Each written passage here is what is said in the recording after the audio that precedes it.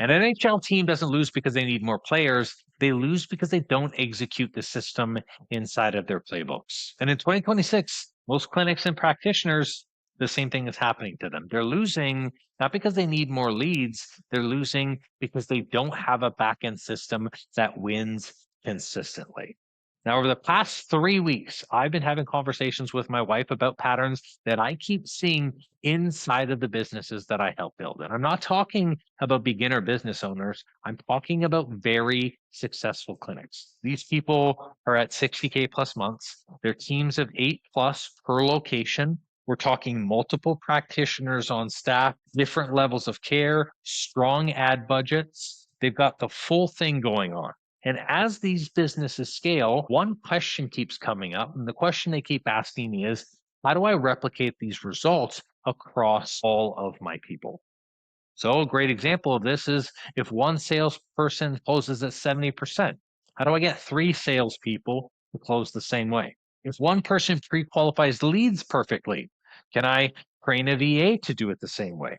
If a clinician delivers an elite level of care, how do I replicate that across 5 practitioners? Because the moment you scale, the inconsistency is what starts to become very expensive. 2 different sales styles? Oh, 2 different sales styles? That's random results. 2 separate ways to pre-qualify people? Your conversion drops. 2 different care standards, your retention's going to suffer. And guess what? This applies whether you're a solo practitioner, a multi-clinic owner, or you're fully online. At scale, everything has to become repeatable. So here's where the problem starts and where the repetition starts to break down. No matter the size of the business, I keep seeing the same 3 fall off points. The first being lead follow up and conversion. There is always a breakdown when it comes to following up with your leads and getting them actually signed up to become clients. And I'll tell you, everyone says that they need more leads, but almost nobody is maximizing the leads that they already have. And I want to share with you what happens. Usually, practitioners and clinics will increase ad spend, leads start coming in, and then suddenly they can't deal with the overwhelm. They can't follow up quickly enough. So all of a sudden, they start going, slow down the ads, pause the ads. We can't keep up with the lead. But here's the thing, the fall off isn't traffic, it's follow up. That's the thing that is slowing down the whole system. And that's normally because there's a human that has to be a part of that process. At some point inside of the system, there's a human in pre-qualification. There might be a human in booking, like an admin.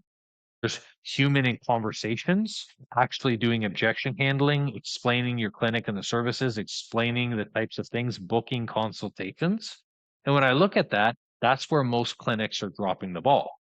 Leads, when I'm looking at their sheets, sit unread, and some of them aren't touched for about a week, which is insane. Calls aren't returned fast enough. Where I go and I check voicemails of their admin and front staff, and they're 5 to 10 voicemails behind. And someone voice messaged last Tuesday, and it's Friday already, and the appointment time has already come up with us. Someone says not right now, and then once someone says no to the first advertisement or the first offer, there's no lead form or nurture way to follow up with these people. Here's the crazy part about lead nurture, which I'll never understand. You work hard and you paid money to get that lead, and then you let them slide. That costs you revenue, but worse, it actually costs you trust. And I'll tell you it costs you trust because if I reach out to a clinic, just as me as an example, and nobody follows up promptly, no one rebooks a consultation that I have to reschedule, no one offers me another service, and I don't hear anything from them, or it's like 6 or 7 days later, my assumption is simple, and it's this: if they can't respond right now, how will they care for me later? Because they don't care for me in this moment. Now, you don't need to respond in 1 millisecond. You can take the time and make sure you're screening people, but you do need a system.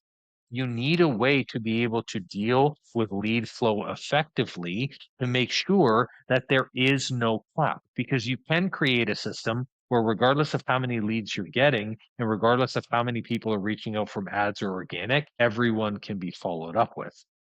And when someone says no, you also have to have a system and a process to invite them to the next game. You have to say, hey, this may not be for you right now, but I'm going to keep sending you emails. I'm going to keep following up. I'm going to keep checking in on you until you say, yes, I'm in for the next thing. This is where you have to put them in a nurture. You got to create email sequences. You got to tell them about future promotions. And I always like to use great sports analogy examples for this. Like, you don't abandon fans because they missed one game. They're interested. They want to see you play. They want to be able to be a part of the system. So why aren't you going to promote again? Why aren't you going to ask them or tell them that the next game is coming out? And this can be a really big mistake for people. The second challenge that I see is most practitioners and clinicians are marketing without a playbook. So the second mistake is actually the marketing itself. Health marketing has really short ad life cycles. You cannot rinse and repeat one offer and one ad forever. It's not going to work. You're going to find that your lead cost is going to continue to increase. The ad will get stale and then it'll stop getting more leads because you can't keep pushing the same ad to people.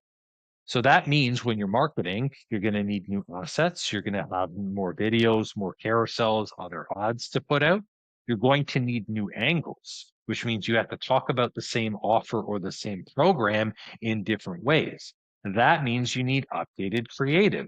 You need to be changing the ad copy or the word copy on your landing pages, on your forms. There has to be an ongoing iteration of your program, your process, and your method for people to be able to see it in a new way. That way you can promote it over and over again. I like to call this regifting. If you had to give someone the same gift, but make them get really excited about the gift, what would you do about the box, the wrapping, the way that the transport came? Would you make a spectacle or a show about it to get them interested to open the same thing? So what I see with marketing is people are very slow. People will take 4 weeks to create assets. They take forever to put together videos. They're being really perfect about it being clipped, and they're spending thousands of dollars to get professional video edits. And then by the time the ads launch or the marketing launches, the window is gone to promote the program. Or worse, the ads are generic. For some reason, people will work with marketing or affiliate agencies where they are putting the same ad, just swapping pictures. So it's the same ad copy for every chiropractor. It's the same offer for every gym. And it's so rinse and repeat, we know them. For chiropractors, it's free assessment or a discovery call. That's really what it is. When it comes to gyms, it's 6-week challenge, 21-day transformation program, a weight loss transformation. It's all the same rinse and repeat, the same free assessment. What I can tell you this is nobody cares about a free assessment. People care about results and they care about a sustainable transformation. But let's say you're quick with the ads and you're quick to put together marketing materials. Let's say you're not doing generic stuff and you're actually on point with the stuff that's supposed to be inside of your practice and your brand. The third area of marketing is tracking the data. And I promise you, no one tracks the data. And when I ask you the questions, you're going to be like, I don't know any of these things. If you're running ads, do you know cost per click? How much is it costing you to get someone to actually click or to view? Do you know the landing page views? If someone goes to see the offer, how many people are actually interested in the offer? Where are they following? Where are they falling off? Do you know form completion rate, booking rate? Do you know your show rate and your close rate? Because all of these things affect your ability to market. AKA, if I run ads and I'm getting 200 views, but I'm only getting 2 form fill outs, well, somewhere between the form, the landing page, the copy, you've lost 200 people. Great example of this, if you generate 60 leads and you close 4 clients, well, somewhere between lead and sale, you're dropping the ball. But without these metrics inside of your marketing, you're just guessing. And that's what we do. We change the things we know. We change our landing page copy, we change your ad, we change the picture, and you're like, well, I'm just going to do another ad and I'm hoping that it's going to be different. But guessing is not strategy. If someone clicks the app, if someone clicks the landing page, clicks the form, and then doesn't submit, the problem is likely the page or the form. We work backwards, we fix it. That's how pros operate. Now, as I go into the third area here, the third area is going to be talking about team churn and weak onboarding. And I will tell you something, churn is inevitable. People are going to leave your business. Admins leave, marketers leave, content creators leave. That's normal. The problem isn't churn. People will always have different life cycles inside of a business. The problem is that every time someone new joins, they aren't brought up to speed fast enough. They don't understand the values of your company. They don't get the expectations that they have to go inside of your business and actually deliver on. They don't understand the standards that you expect them to deliver on these expectations. And they don't understand the communication style that's going to be most effective through your business. So what ends up happening through that process is they're not trained well. They don't understand the expectations. They can't do it to the level that you do it. So this is where you look at the way that the team is performing and performance drops. Then you as a leader, you get frustrated and the cycle repeats. This is a systems problem. When you look at the way a team is operating, if team members are performing poorly, it is not the team, it's you as the business owner are missing something that is not clear. First one being clear onboarding. Did you actually train them in their roles, or did you just hand a 2-page manual or basically a Google spreadsheet and was like, hey, figure this out, you start on Monday? With the clear onboarding, that also means that you have to define their KPIs. And there are so many people who are sitting in job roles right now. When I ask them if they've ever been shown performance indicators, like what determines your success in this role, they go, I don't know, man. I just show up here 9 to 5. And that's wild to me. Because if you don't understand what the standard is, how do you know when the bar needs to be raised? How do you know when we need to improve? And how do we know when we're missing the mark? You don't know. Alongside KPIs, this is where you have to have well documented operating procedures. And this isn't just like a small spreadsheet on Google Drive. It's like in the event of A, B, and C, here's what happens. Here's the roles your role connects with. Here's how you operate day to day within the team. We're going to have you shadow individual people so you understand how your role impacts theirs. That's a well documented process. That's a process you can put multiple people into and they're going to be successful. And then through that, you're going to have performance reviews. You're going to have to assess this person on an ongoing basis and say, how are they doing in this role? Do they need additional training? Do they need support?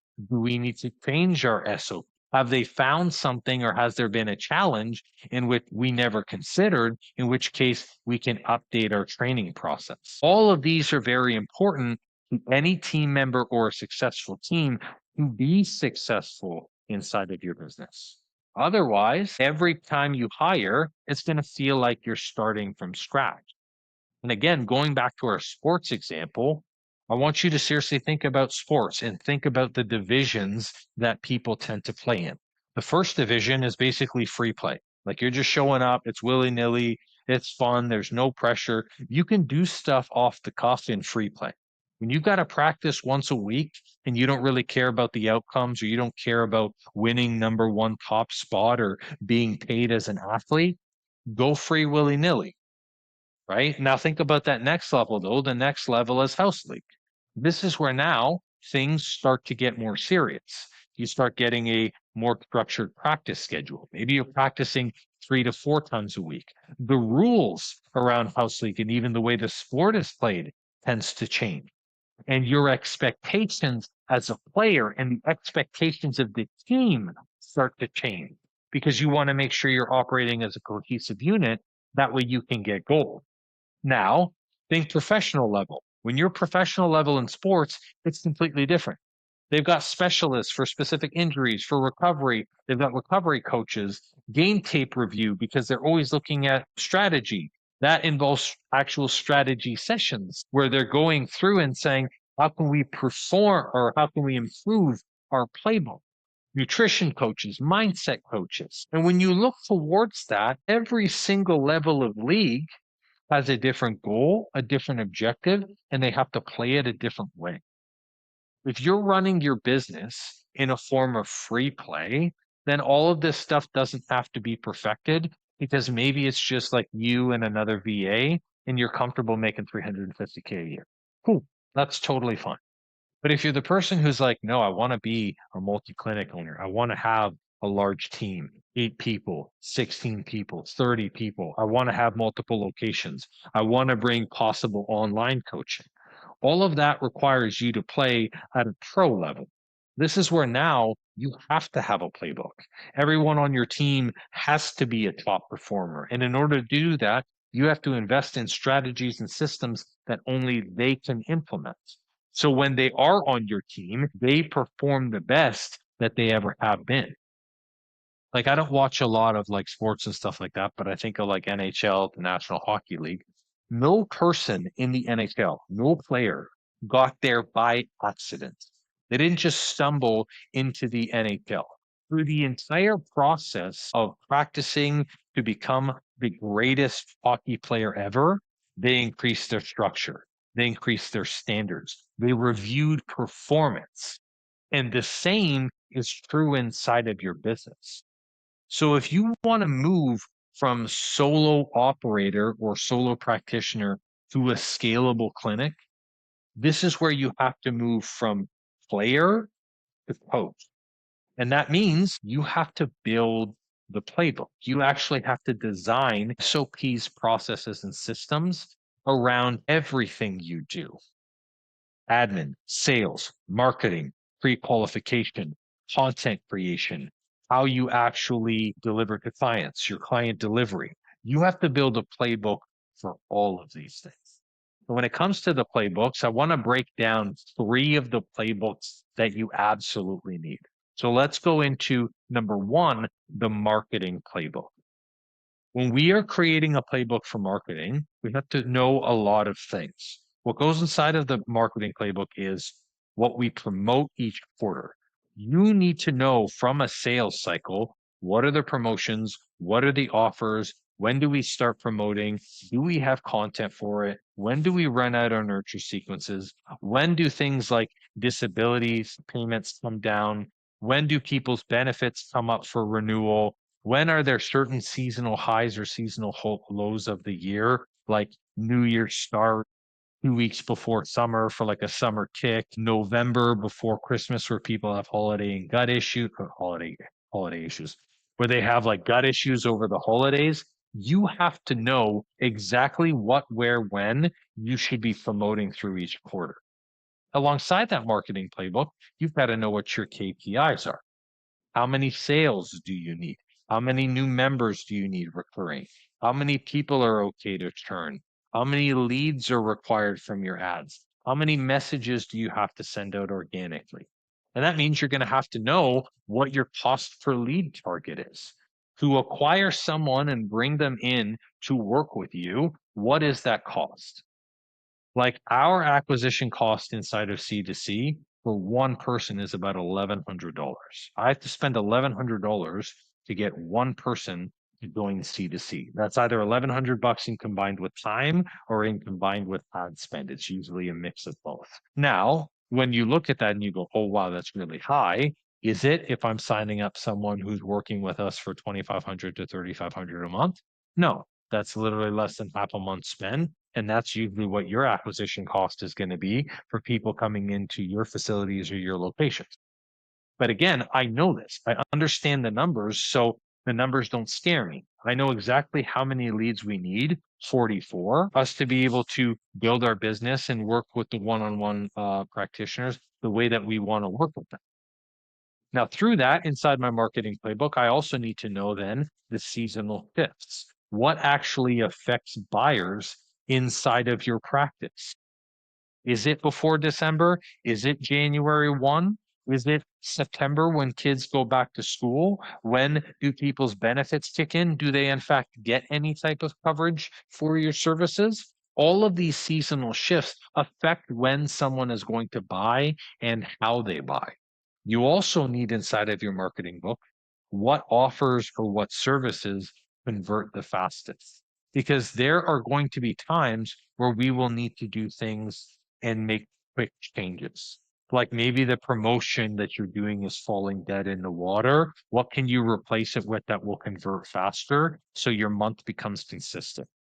The goal of having this marketing book is when you're going quarter to quarter, you know what you're promoting, you know how long you're promoting it for, you know exactly what it's going to cost you, and you have a rough idea around the 90 to 95% of how many leads you're going to get and how many members you'll get from it. Very simple. The second playbook is the sales and process playbook. When we're looking towards creating a steady stream of clients that are going to be signing up, that means we need to document the entire journey from when they became a lead all the way to when this person is signed up, and even when the person has finished their first program, because the renewal is also a part of the sale. So we start from the beginning. There's got to be pre-qualification strips if you're the type of business that does pre-qual. You have to have all of the questions when you send out pre-qualification forms, what happens after the pre-qualification forms. You also need the booking process, how they book, where they book, who they speak to, when they get bumped to another person. You need follow-up cadence. When you write follow-up emails, how you follow up with people you say yes, how you follow up people who say no. You need a consultation framework. How do you sell from a place of service, but repeat the process so all your clinicians and practitioners or your team members can sell the same way? Where does the consult start? What are the specific questions that are asked? How do you navigate some of the challenges through the consult? What do you recommend afterwards? And then, of course, we have your onboarding experience. What is the experience of the client once they finally say yes and give you their credit card? What does that look like? And how do we minimize the amount of time during onboarding so we can go straight into delivering to the client? This is where you screen and you prepare your team to win. The whole sales and process playbook is all about making sure that when that client is with you from the first day they meet you, which is the lead day, when they first click your ad or when they first reach out to you, from that first day, all the way up until when they're inside your program or they're working with you, they feel absolutely fantastic. They are a raving fan. They were clear through the whole experience. You were able to minimize the amount of touch points, but maximize the amount of care. When you do that, that's when like they become audience members inside your like NFL or NHL game, and they're cheering you on and you're delivering great results to them, which is a win-win for everybody. Now, the third playbook is the team and delivery playbook. This is where you have to look at how do I maximize, and I'm on an athlete kick, I suppose, on this episode. So we're gonna stick with the analogy. It's probably because I watched a bunch of games today. So we're gonna stick with the analogy of athletes. You know, these people are signing up for seasons tickets. They're looking to be with you long term, 6 months, 8 months, 12 months, maybe even 3 months. It doesn't matter. This is where you have to deliver the best experience possible, and this happens in the delivery. So the first thing is we look at care standards. What is the minimum standard for a client to see results? What is their experience going to look like in order to see those results? And that means you have to include in this playbook the client journey. You have to know their pitfalls, the struggles, the challenges, how they communicate with you, when you're going to sit down with them, when they're going to see the results, what types of challenges they will experience. Once you've written that down, you have to have processes for all of them. Only then do you start working on internal communication. This is how do you talk with the people delivering the to the client, whether it's the coach, whether it's the fellow practitioners. How do you check up on them and make sure that the clients are following the plan and that the coaches, the trainers, or the practitioners are seeing the results? This is where, how do you structure the team meeting? What do we go over in terms of KPIs? This is basically the game tape audit. We're going through, hey, what was the experience with clients? What was the feedback on the delivery? This client didn't see a result. How come? What was their adherence? And through that whole process, this playbook is especially important because it's not just written. This is where it's like, yes, you should be listening to calls. Calls should be recorded that are talking with the client so you understand what's going on. Yes, you should review performance. You should be taking a look at, are these KPIs being met on a week-to-week basis? Yes, you should refine constantly because, like any good coach in the NFL or NHL, they don't just have a playbook and they're like, this is it forever. You continue to change it. You continue to make the adjustments and you continue to improve these playbooks. That's leadership.